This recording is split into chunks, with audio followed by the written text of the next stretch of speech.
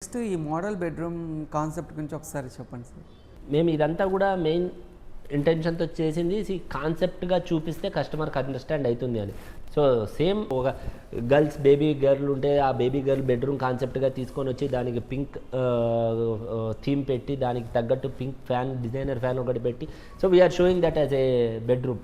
So ఇంకొక concept bedroom. So ఇవన్నీ కూడా కాన్సెప్ట్గా చేసి పెట్టడం వల్ల కస్టమర్కి కార్డ్స్ కానీ బెడ్స్ కానీ థీమ్ కానీ మొత్తం ఇక్కడే వచ్చి ఒక క్లియర్ ఐడియా వస్తుంది. సో ఇలా చేసుకోవచ్చు, లేదా మా క్వాలిటీ ఆఫ్ వర్క్ కూడా చూస్తారు కస్టమర్. నేను ల్యాప్టాప్లో చూపించినా ఎంత చేసినా మీరు టచ్ అండ్ ఫీల్ చేస్తేనే ఫిజికల్గా లైవ్లో చూడడం ఆ ఎక్స్పీరియన్స్ కానీ ఇంటికి తెచ్చుకొని సెట్ చేసే దానికి కానీ డైరెక్ట్ ఇక్కడికి వచ్చి చూడడం వల్ల నా బెడ్రూమ్ ఎలా ఉంటుంది ఏంటి అనేది ఆ ఎక్స్పీరియన్స్ అయితే ఇక్కడనే చూడొచ్చు, ఇలాగే తీసుకెళ్ళి పెట్టుకోవచ్చు అనేది కదా సార్. ఆ కాన్సెప్ట్తోనే మేము ఇలా లైవ్ డెమోస్ పెట్టామన్నమాట. సో వచ్చి చూసినప్పుడు they will feel and they will touch and they will know what the quality of work that we do. ఈ క్వాలిటీ ఆఫ్ వర్క్ చూడడం వల్ల they will have a confidence in us.